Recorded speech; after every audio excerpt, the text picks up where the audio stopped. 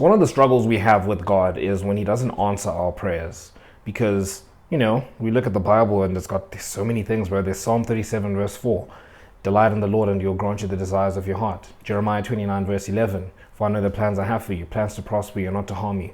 Romans 8 verse 28, all things work together for the good of those who love him and are called according to his purpose. And then you look at Matthew chapter, I think, Sermon on the Mount, somewhere between Matthew chapter 5, 6, and 7. And Jesus says, ask and you shall receive, knock and the doors shall be opened, seek and you shall find. So we look at all these things and we're like, okay, cool, I can ask God for what I want. And then what happens when he says no? And there's obviously different categories of these. There's at the start, you get those people who just get into Christianity. Like I think that's what Kanye had. They had this distorted view of the gospel that if I follow God, I'm not going to have any problems in life, which is just so wrong, so unbiblical. Go read the Gospels and see what Jesus said. Jesus said, in this world you will have troubles, but take heart, for I've overcome the world. Right? So there's that. The people who come and it's like, oh, I asked God for a Lamborghini and he didn't give me a Lamborghini. I asked God for a girlfriend, he didn't give me a girlfriend. I asked God for all of this and he didn't give me this. Right? There's that first phase where it's just lukewarm Christianity. It's very surface level. And maybe when you pursue the sanctification in your journey with God, you get past that level, right? And you get to a deeper level where it's like, okay, cool. I understand there's some things that, God doesn't promise anything, but I understand there's some things that God's not going to give me because it's kind of clear, if I go and ask God, to let me be with this girl because I want to go and like sleep with her or whatever it is, God's not going to give me that, right? Like that's fine. But then there's the deeper level, which really, really hurts, right? It's the part where you're really seeking God and you want things that they're good, right? Like there's literally nothing wrong with them and God would want they're good things to ask for, right? Now we can talk about, say you want to get married, you want to have children, you want to glorify God in your marriage and everything. And it's like, that's something, God did say it's not good for man to be alone, right? And you're like, I want that, why hasn't he given me that? Or an even more difficult one is, when you pray for somebody to get healed and they don't, right? What happens then? And that's maybe a different topic about, why God allows suffering and all of that. There's the whole free will and everything. That's a different topic. I'm not really touching on that today. I want to talk particularly about, you have things you want. Like say, I want to follow in your will for my life, God. And it's clear to me from what I can see from reading the Bible, from what the Holy Spirit is telling me, you want me to go down this path, right? I want to go and evangelize to people. I want to go and do this. But then things just don't work out. And you just left there stranded. Like, why isn't God answering my prayers? Why won't you allow me to go live in your world? Like, why won't you allow me to get freedom from this? Like, maybe you have a freedom from you have like a porn addiction and you want freedom from that, and you're really trusting him and everything. So why won't you help me, right? Or why don't you give me this? Or I really want to go glorify your name like through this career or whatever it is. Why won't you give it to me? I think that's it's one of the biggest wrestles we do have with God, because our wrestle with God is a pride thing, right? Because pride is the chief sin, and the reason we struggle with God so much is because we have our own things. We have things we want, but God has his will. And it says in Proverbs 16 verse 9 that the heart of a man plans his way, but the Lord establishes his steps. So that's something we're always wrestling with, like back and forth. We want things, God wants us to do certain things, and we just don't do that because pride, we think we know better, basically, in essence. So one of the things we need to understand, we definitely need to understand, so there's humility and then fear and reverence of the Lord. So I want to start with the fear and reverence of the Lord part. There's a story I've heard in relation to this, of having fear and reverence of the Lord. There was this guy who he wanted to go and make friends with these bears, right? And he was successful. He managed to get accepted into the community. They treat him as his own. He'd travel there on camp every so often, and he'd be welcomed with open arms, and it was going well. Then this one time he decided, I want to bring my fiance, right? And he brought his fiance, and she got integrated into the family. They accepted her, and everything was great, right? And there was this new mama grizzly bear that was in there, and things were fine. And they were leaving and they were going to go take their plane, but then their plane was late, so then they decided to come back to the place. And then weeks later they find this couple's remains inside the grizzly bear's body. And the moral behind that story is that we treat God like these people treated these bears, right? It's like, okay, cool, this bear, he's scary and everything, but you're kind of cute, I want to be part of your family. I can get accepted in. And you did get accepted in, you got accepted into the family. But through all of that, and I can pat the bear on the head, I can do all these things, and the bear won't kill me. Like, through all of that, they lost the fear and reverence of the bear. They lost the idea that, bro, this bear could kill me in like 2 swipes if it wanted to. It could literally like rip my neck off right now if it wanted to. They lost that. And that's what we kind of do with God. We're kind of like, oh, God is our loving father. He's a good father, and he loves us so much. And some of us treat him like this genie who gives us whatever we want, and all of this. And then we lose that fear and reverence of the Lord. It's like, bro, this is God. Like, if you read Old Testament and New Testament as well, but if you read Old Testament, there's some things God says and you're like, damn. Okay, Lord. Like Job, for example. Job is very understandably frustrated with the situation he was in, where he's dealing with all of these, like, everything's just falling apart, and for absolutely no reason. Like, Job was very faithful. That's why he was going through that. And at some point he questions God. He's like, God, why are you letting this happen to me? And then God is like, where were you when I made the moon and the stars? Right? And he's like, brace yourself like a man. It's like, all of a sudden it's like, whoa, what?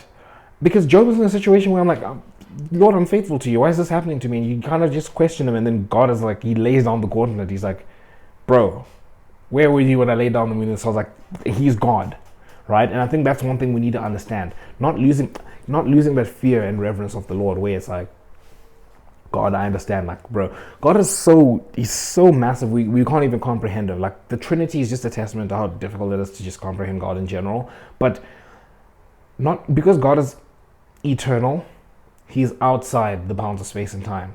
That means not only can he see the future, he's in there right now. And that's something, like, just try to wrap your head around that. And I think that's one step you can take to understand, and just like a glimpse of just how great our God is. And I think it's important for us to not lose that fear and reverence of the Lord. Then the second part, right, is the humility aspect, which ties in with the fear and reverence, where if God says no to our prayers, we should be willing to be like, okay, God, what am I missing? What am I doing wrong? Or what am I not understanding? Not getting angry at God, because getting angry at God means like, you didn't do what you said you were going to do. You didn't do what you were supposed to do. That's where the anger comes from. And it just shouldn't be that way. And I love when Jesus says, if you're not like a little kid, you'll not inherit the kingdom of God. The kingdom of heaven, same thing. And the idea behind that is that children are humble, bro. Like, think of like a toddler, and this was something that completely changed the way I look at God, where it was explained to me that we look at our relationship with God like a teenager-parent relationship, when it's more of a toddler-parent relationship. And the idea behind that is that a toddler, right, will have an idea, like, they use an analogy of like a toddler who got an ice cream and he wanted to go and put it in like the swimming pool water because he thought it would be cool for whatever reason. Then the parent just yanks it, and the child is crying and they don't understand, right? The thing in that moment, right, the child can cry as much as it wants. The parent is not going to give him back the ice cream. That's one thing. But the most important thing to note there is the attitude of the toddler. Even though the toddler is crying and they don't understand, eventually, they're going to stop crying and they still go back to their parent. They don't say, oh no, I'm angry at you, I don't want to talk to you at all. Like, they fully understand, one, my parent knows infinitely more than I know, so even though I don't understand, I'm still going to come back to you. But two, most importantly, they still understand that this parent loves me and wants what's best for me.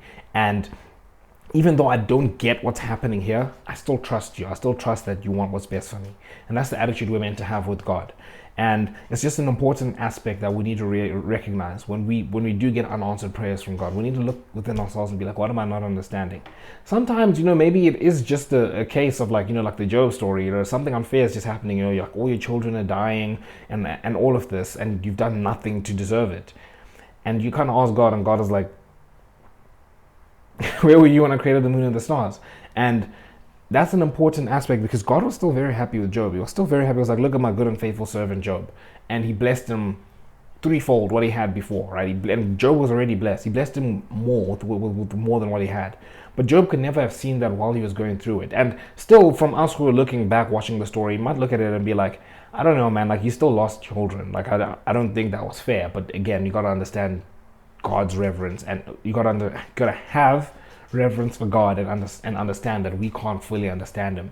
And again, we wouldn't have the story to be told to us. And an important part, sticking with the Job aspect, because I guess that ties in with like when we feel like God has disappointed us, it's still important for us to understand that there's a refining that's happening within this process, even when we don't understand what's going on.